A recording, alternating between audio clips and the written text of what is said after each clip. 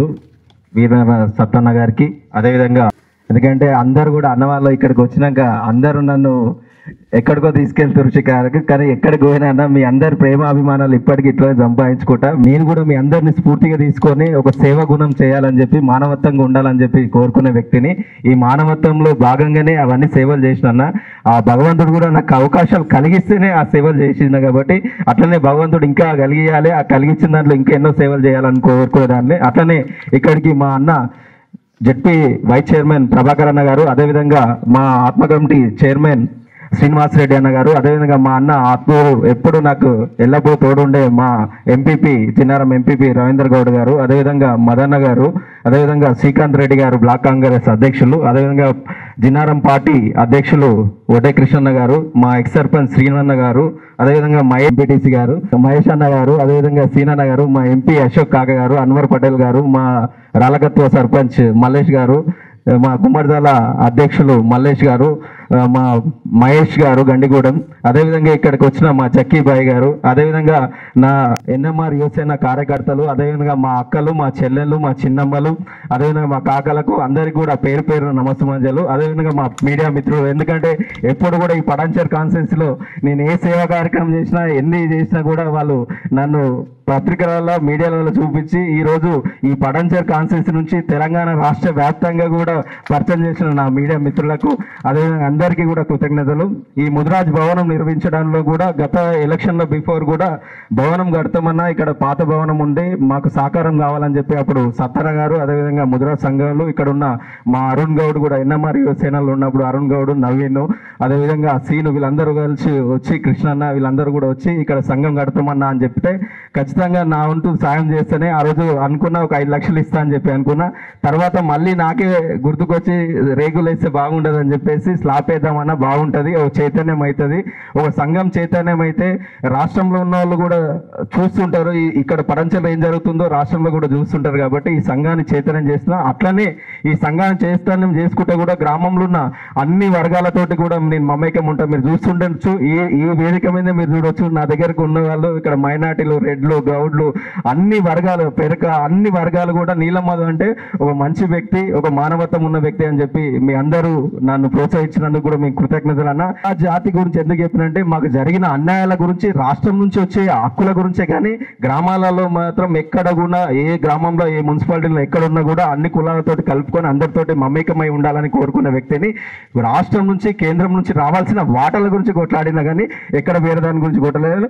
ఇప్పుడు కూడా ముఖ్యమంత్రి వర్యులకు, అదేవిధంగా మా రాహుల్ గాంధీ గారికి, ఎందుకంటే పాదయాత్ర చేసి 4000 కిలోమీటర్లు నడుస్తూ ఎవరెవరు ఎంత శాతం ఉన్నారో ఆ శాతం ప్రకారం వాళ్ళకి అన్ని న్యాయాలు చేయాలి, కులగణన చేయాలని చెప్పి కోరుకున్న వ్యక్తి రాహుల్ గాంధీ గారు. కాబట్టి రాహుల్ గాంధీ గారు కోరుకున్న ప్రకారం ప్రజాప్రభుత్వం వచ్చాక, ప్రజాపాలన వచ్చిన తర్వాత ముఖ్యమంత్రి వర్యులు కూడా ఈ రాష్ట్రంలో కులగణన చేసి వారి లెక్కలు ఎంతెంత ఉన్నాయి, వారి అందరి లెక్కలు తెలిసిన వ్యక్తి ముఖ్యమంత్రి వర్యులు. దాన్ని కూడా ముఖ్యమంత్రి వర్యులు ఈ రాష్ట్రంలో చేసిన దాన్ని తీసుకొని దేశ ప్రభుత్వం కూడా దేశంలో కూడా జనగణనతో కులగణన చేస్తామని చెప్పారు.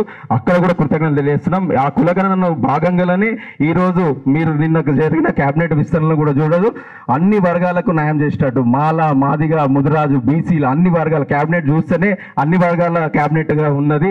అందరినీ కాపాడుకునే వ్యక్తిగా ఉన్నాడు ముఖ్యమంత్రి వర్యులు కూడా.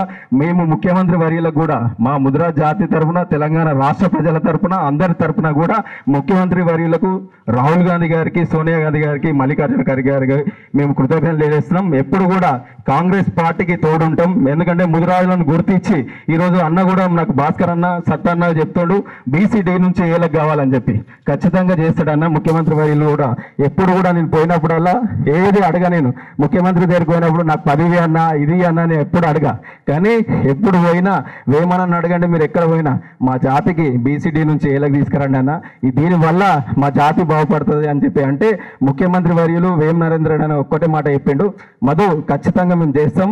ఎందుకంటే అందులో కూడా మీ మిగతా బీసీడీ నుంచి ఏలో ఉన్న వర్గాలు ఉన్నాయి, అందరినీ కూర్చోబెట్టి అందరికీ సమన్వయం అయ్యేటట్టు చేస్తాం, తొందరలో చేస్తామని చెప్పిండు.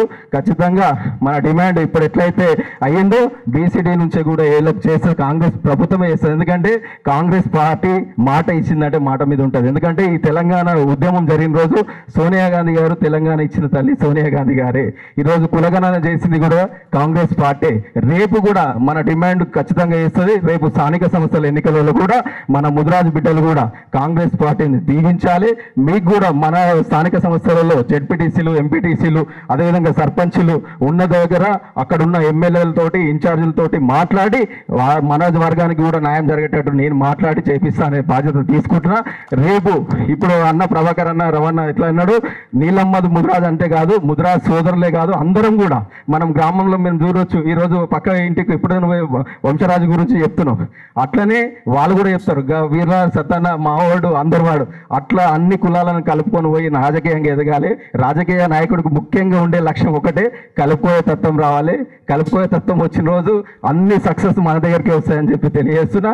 అట్లనే నువ్వు ఇంతకుముందు ఒక మాట చెప్పినావు, నేను ఒక్కడినే ఉండి ఇదంతా చేస్తున్నావు. నువ్వు ఒక్కడిని అన్ని అనుకోవద్దు, ఒక్క అడుగుతోటే స్టార్ట్ అవుతుంది. ఈరోజు తెలంగాణలో నేను ఒక్క అడుగు వేస్తేనే ఈరోజు తెలంగాణ రాష్ట్రంలో కూడా ముఖ్యమంత్రి వర్యులు విలువ ఇచ్చి ముదిరాజులకు మంత్రివర్గం ఇచ్చిండ్రు. అంటే మనం ఒక్క అడుగును ముందుకు తీసుకోవాలి. నేను ఇంతకుముందు కూడా మహేష్ బండ్లో ఉన్నప్పుడు ఎంపీ, ఎమ్మెల్యే అన్ని ఓడిపోయినప్పుడు కూడా అయిపోయింది మధురి అని అనుకున్న వాళ్ళు చాలా మంది ఉంటే కూడా చెప్పిన, ఏది అయిపోయింది అనుకోదు, మనకు కళ్ళు వస్తుంటే చీకటి వస్తుంది.